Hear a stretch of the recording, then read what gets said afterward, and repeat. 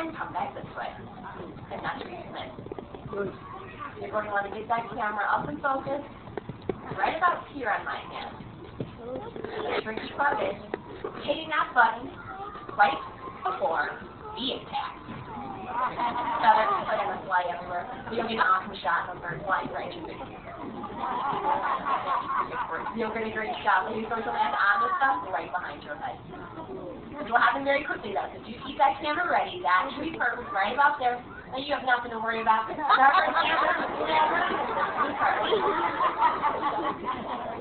you have it ready to meet this bird? So on his way out, his standard. What of our males here? That camera up and ready. There he is.